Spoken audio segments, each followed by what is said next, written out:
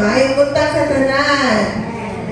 Amen. Maayong buntag sa salamat ko sa Ginoo sa sa tanan. Iyang gibuhat ka na mo o kanang naitingog akong anak pero maulang mo daw siya. So, sige lang. So, maayong buntag sa tanan again. Hinay man, maayong buntag sa tanan. Nag-wonder mo nga nung na ako dili karon? Nag-wonder mo? Dalo na ko ang birthday ni Pastor.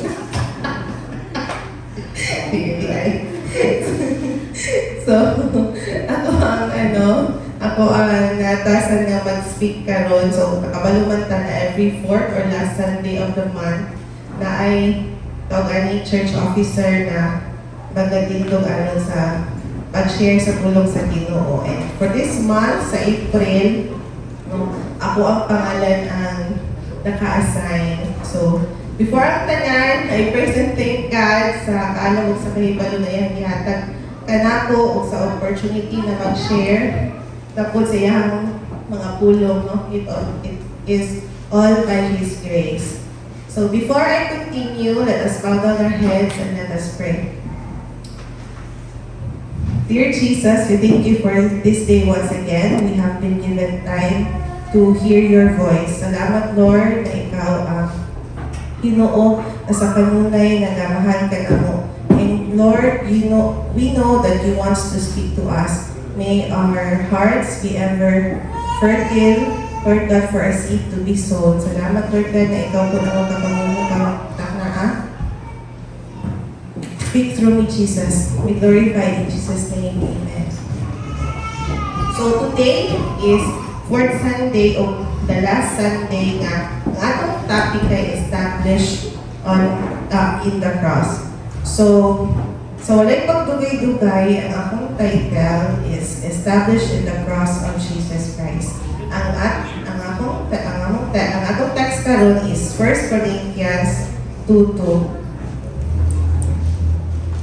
Kung namin mga Bible, or namin mga cellphones, kung kanadira na lang, let us read 1 Corinthians 2:2. For I resolve to know nothing while I was with you, except Jesus Christ and Him crucified. So, kanina powerful verse, that shows the heart of Paul. Si Paul ang writer sa Corinthians. So during this time, naa siya sa Corinthian church, si Paul, determinado siya to focus solely sa message sa Ginoo na si Jesus Christ and His crucifixion dito sa cross sa Calvario, which is the cornerstone of Christianity. So, wala ni siya i-present ang mga complicated philosophies or doctrines upon straightforward na profound truth or kamatuoran sa Ebanghelyo or the Gospel. So, i-highlight niya ang ang pag-share sa faith nato or pagtuo wala nag-rely sa taka-eloquent, magstorya or unsa man ang mga sophisticated arguments na naataw sa man na siya makawaw, but rather on the simplicity of ang impact sa message of Jesus Christ na siya namatay o naghatag o kaluwasan na nato tanan sa tanang mutuo kaniya. So, going back sa verse ng 1 Corinthians 2:2, let us understand more of the context. So, nga i-wrote ni Paul ni siya nga letter. So, the letter was written to a church sa Corinto na nag-face of challenges of divisions.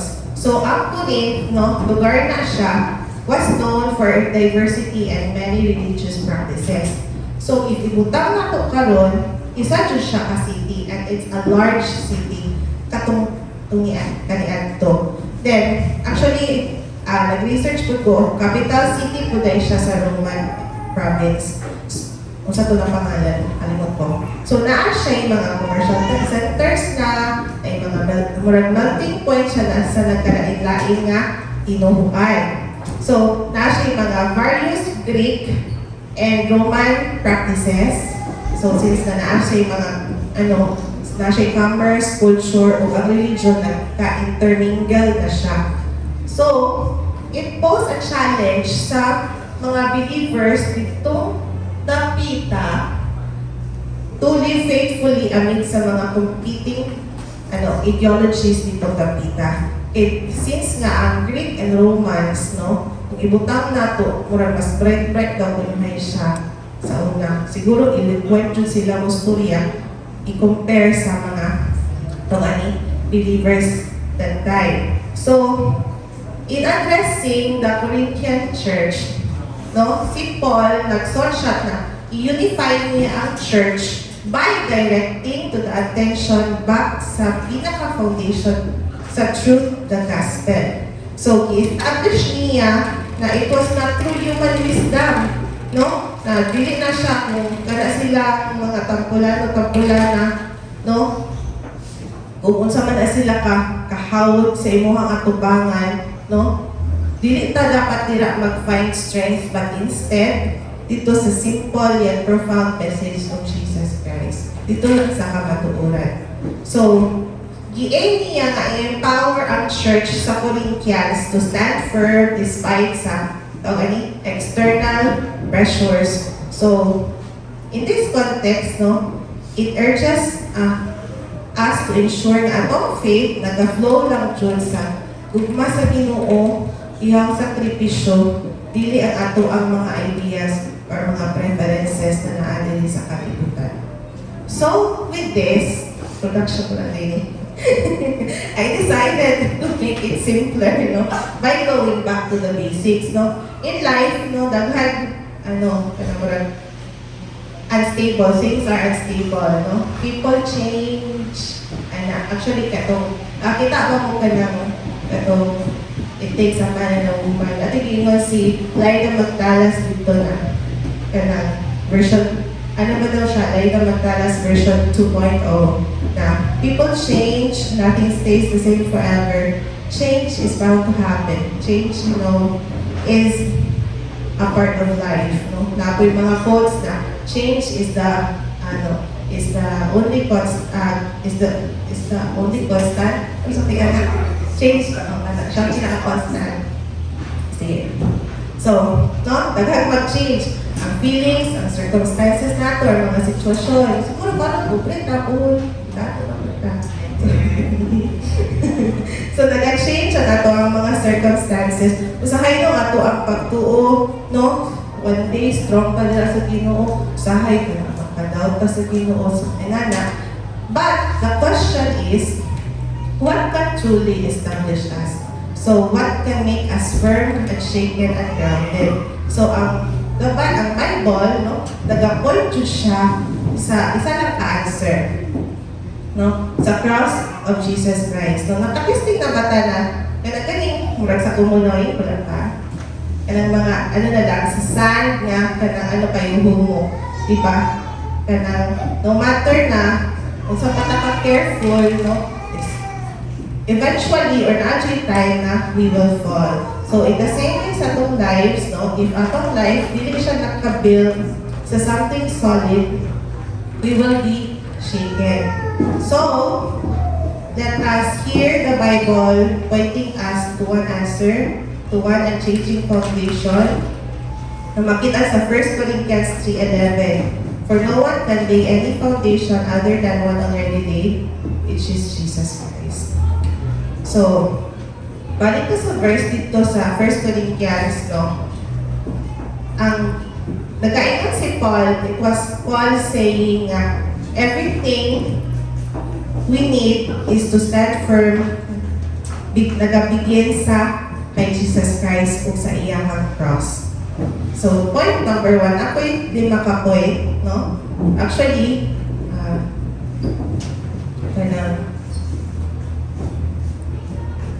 mura siya ka na sa one review. Okay, point number 1. The cross established our identity. So, di ba sa January, ang ato ang aim is ani establish in sa identity. Basta identity. So, karon tanang mga tao sa kalibutan na nag-build ang identity sa mga achievements or approval sa others, even sa mga past failures, no? That's why ang ato ang identity mag-easily collapse void, no? So, ano nila? Sige. So, nung naay upang tao nga ang success, nag-build silang identity sa success or achievements.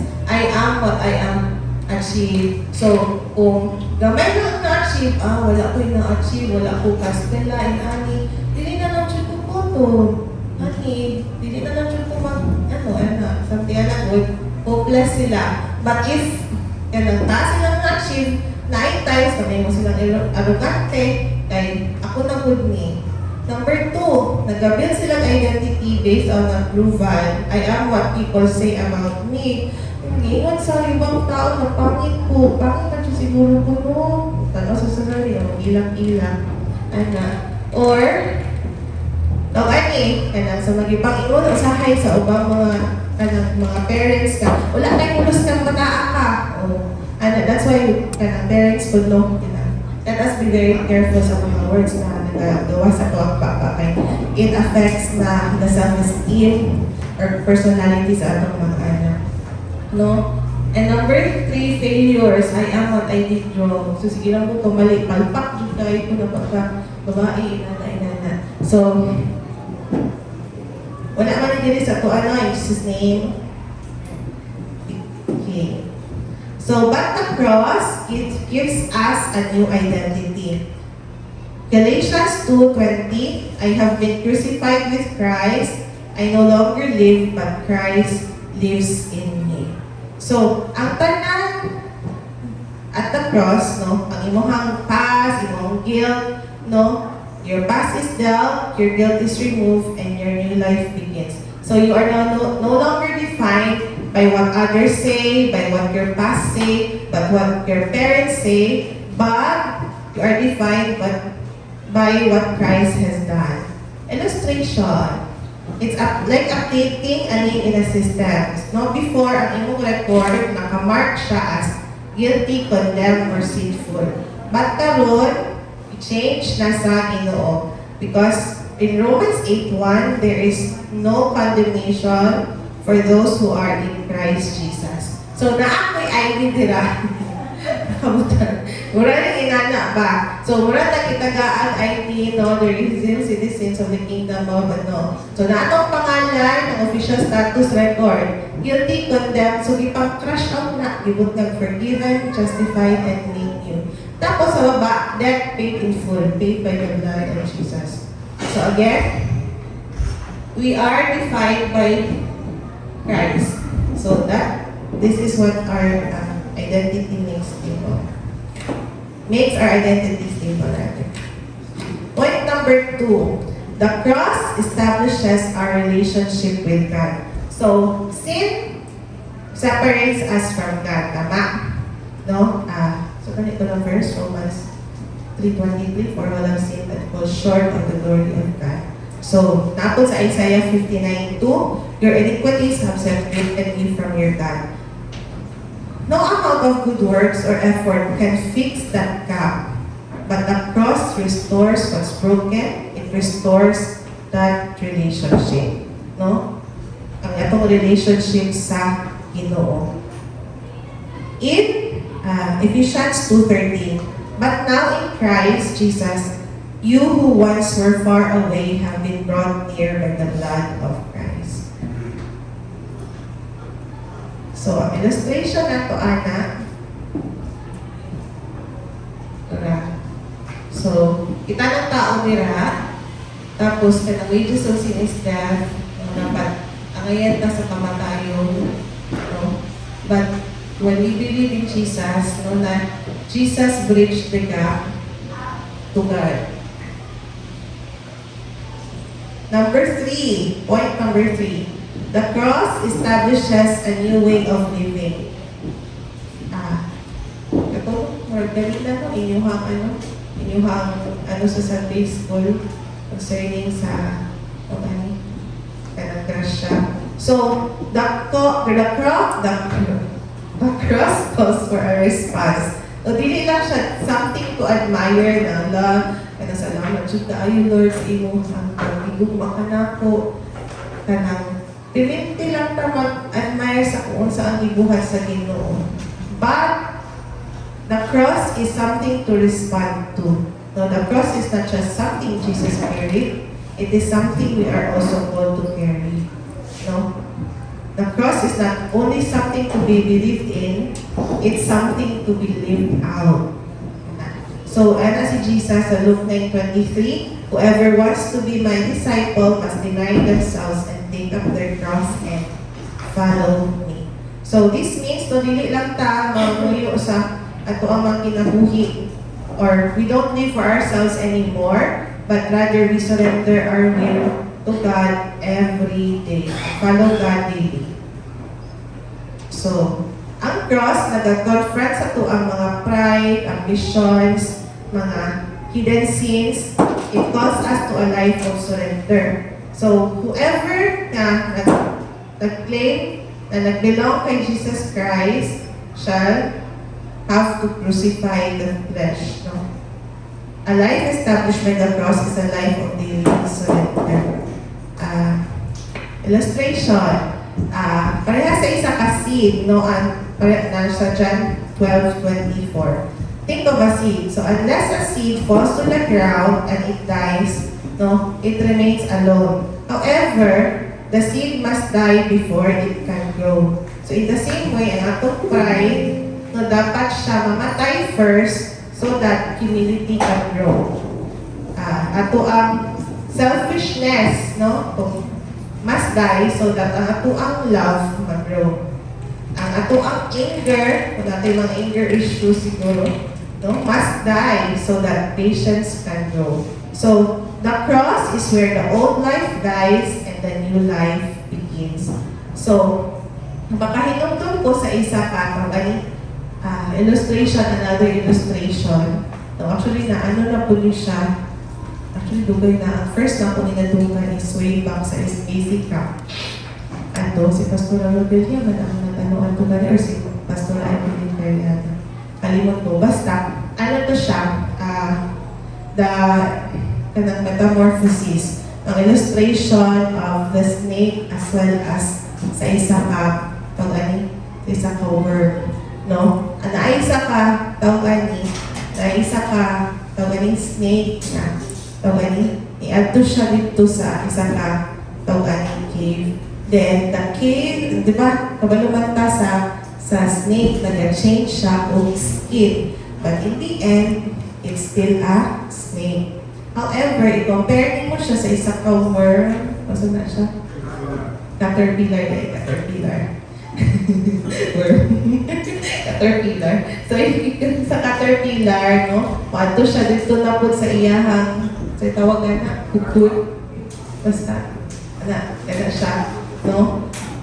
But after, it changes to a butterfly. So, ang kita, as believers in Christ, if we claim to be really believers in Christ, there is really a new life in us. So, dilita na magpabiling, kadilita dito sa snake na nag-change lang, kanamulan. Siguro, nagwapa lang, kay Simba. Anak. Pero, walay kabaguan sa iyang batasan or something like that. However, if naadyo sa Ginoo, no, siguro mag-struggle at first, may that's how man, no, may ikan sa pagkabata, kanamulan, spiritually, bata pa, mag-grow dyan na siya, until na, it becomes na bago na yung creation dira sa Ginoo. So, ang dati ni mong ikaw, kung na kay mga anger issues, wala na. So, kung naaman kay mga kanang pagka-pilagtunon na natin, kanang pagka-crypto mo, tinapunta siya kay ginasurrender na nimo sa Ginoo. So, kanto. So, the cross leads us to a new life, no? Because the story does not end in death, but the cross leads us to resurrection power. So the cross is not just about dying, it's about becoming new. Diba si Jesus namatay, pero on the third day, He rose again.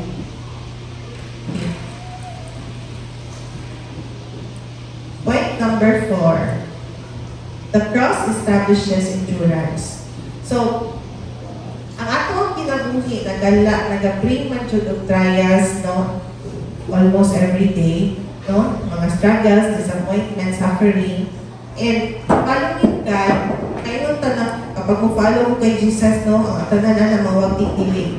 Following God does not remove any difficulties, but it gives meaning.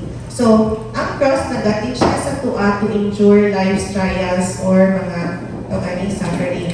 So, Hebrews 12:2, fixing our eyes on Jesus, who for the joy set before Him, endured the cross. No? Si Jesus, gani, wala siya nag-avoid sa suffering. Though, actually, the point na nag-imo siya na, kung pwede lang, Lord, at least kapag marami, pero wala na niya, i-avoid. He endured it because He knows it is with a purpose. So when we are established po sa cross, no, we don't easily quit. We don't lose hope quickly because we understand that suffering is not the end and the cross gives us strength to keep going. Kabalot ta, sa ato ang premyo, sa atong prize, if we keep on. Sige, no. Kung sa nato ang reward, kabalo mo, if we keep on, Jesus Himself dito sa langit. Illustration. For example, it's like training in the gym. Ano? Makasakitan lang ta. Di ba? Kapoy naman na. At first, anak, kay kaaki pa. Pero kapag mga 10 laps, 11 laps, anak, mga inana, mga 100, mga sets, mga inana. No, kapoy na siya sa mga muscles, dili sa mga ano. Isa kayo naka-gym. Sakit na siya, pero it builds muscle. So in the same way, kung saan ka timuhang verse 10 kung last na nag-ano ka dili, na it produces itong adversities, ang Romans, so kato adversities, no, nag-ano siya, nag-ano character. Sa to pastor, ay, basta kato siya. So kato, uncomfortable, no? But it produces strength. So in the same way, ang cross nag-teach us sa pag-endurance because endurance, no, nag-also siya perseverance, no? Faith under pressure. We don't easily give up because we understand the purpose behind the struggle. Point number 5. The cross leads to victory. The cross may look like a defeat, but it was actually victory. So, di ba, sa mga Romans, siguro katong nagabalansan sa cross, wala nagmali siya, yes! Lansan na Diyos si Jesus, nalansan na dito sa cross. But then, no, behind the scenes, wala sila kabalo that it is, no, a victory sa tanan nito kaniya. Kaya because, no, itagaan tag salvation sa Ginoo through His death. So,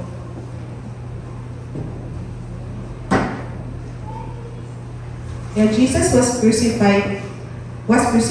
Everything seemed finished, but in reality, sin was defeated, the enemy was overcome, and victory was secured.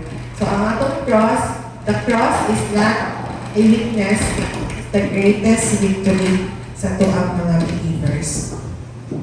So, to wrap up, no, to be established in the cross means, no, na ganing firm, grounded, and unshaken ta to whatever will happen in our lives, no? Because the cross of Jesus Christ established our identity, nag-restore sa relationship sa Ginoo, o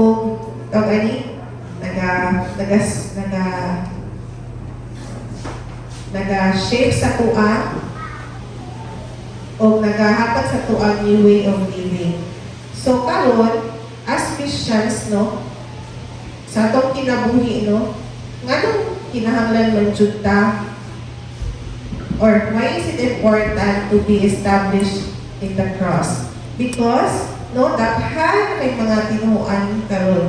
And if we are not grounded by the truth that we believe, no, we can easily be deceived. Because the world offers unstable foundations, no? Nakalaganing usahay mo kanang sa media world naman jud karon no, daghan na kay mga vloggers na ganato ana itapo usahay kano uy kano sa man ani ana no kanang murag daghan i-offer ang world sa usahay sa dami kay siya i-chase ana good but then kana sila no kung kita po dili po ta tawagani founded sa cross ni Jesus Christ ang mag-chase lang jud ta chase ta sa mga wrong things no that mas kabalo na punta na dili siya makasatisfy sa ato soul. Because ang ato spiritual growth requires a firm foundation. So without being rooted in the cross, faith becomes shallow. O kung dili jud ta founded sa cross, no, unsa kani ko gani di ka makakarating sa karoonan kung di ka niningon sa mga o anak o kay kapag dili kanang feeling nato kanang firm na kay ta pero if makalimot ta sa ato ang kung asa gud ang pinaka-roots no na jud ta eventually we will fall. Nato'y verse na if you think you're standing firm, be careful that you will fall. And ato ang spiritual growth, kinahanglan jud siya firm foundation. And number 4, because it keeps us centered on Christ, not ourselves. No, the cross humbles us and reminds us of grace na naadala sa Ginoo. So, the cross is not just where your faith begins, it is where your life must stay rooted. So, to be established on the cross, no, means secure ta sa love sa Ginoo, no? We are standing firm or incomplete ta sa atong identity, kabalo ta secure ta sa ato ang identity. No, we are living a transformed life daily and we are enduring life's struggles daily because we know that we have a reward in the end. So, sa closing verse nato is Colossians 2:6. So then, just as you receive Jesus as Lord, continue to live your lives in Him, rooted and built up in Him.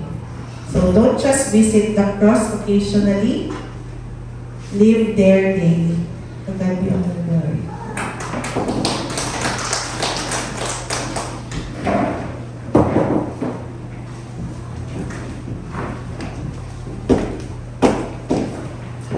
Amen. Sabtan pa na to?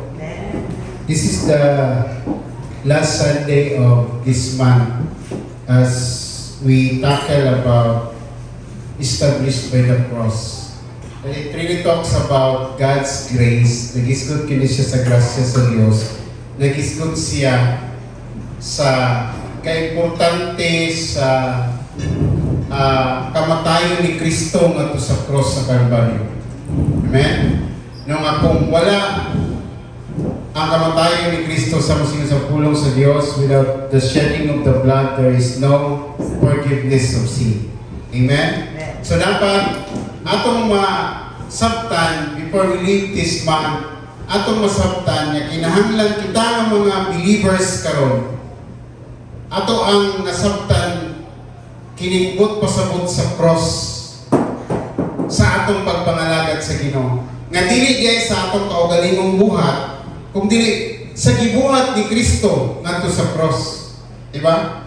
Namin tayo makikita doon ka na moagi doon sa una gani kasagaran mag-commute ta, nignay moagi sa simbahan, diba na sila mag-sign sila of cross. No? I don't know what's the meaning of that. But it's not like that, nga kanang ako lang i-recognize kung something natin ma-remember o natin makita. Kundi atong sabton sa atong tagsatag sa kakaugalingon nga ang cross nag-signify nga gibuhat na ni Kristo ang tanan para kanato. Amen ba? And ang ato na lang response sa gibuhat ni Kristo ang pinaka-importante sa dihang ng kinabuhi ta isip Kristohanon. No? So before we leave this month, mato na po sa lain yung topic for the next month.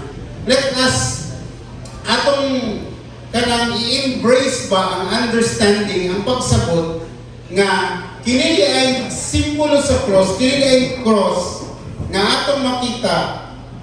Whenever we see a cross, we see Christ that died on the cross and forgive all our sin, even though we don't deserve it. Amen ba? No? Hindi naman ito deserving, pero mo ganda siyang itawag o grasya sa Ginoo. Nga bisan pa, dili ka deserving, pero ang Diyos namatay nga ka na ito. No? Nagingon ang 1 Corinthians chapter 15, verse 58. Therefore, my dear brothers, stand firm. Let nothing move you. Always give yourself fully to the work of the Lord, because you know that your labor in the Lord will not be in vain. Amen? As we understand these things, let us stand firm diha sa pulong sa Ginoo. Nga dili ta matarong. Sama sa gingon sa atong speaker, nowadays, daghantag pagtulunan na madungog. Bisan sa social media, daghantag mga pagtulunan na madungog. Pero, usa lang yun ang dapat natong barugan nga mao si Hesus Kristo na matay nato sa cross o naghatag ka nato kaluwasan. Amen ba? No? Stand firm and nothing will move you. Always give yourself to the Lord. Amen? No? Siguro this moment of time, as we culminate this topic, let us remember what the Lord has done. Atong pasalamatan ang kamatayon ni Kristo mato sa cross.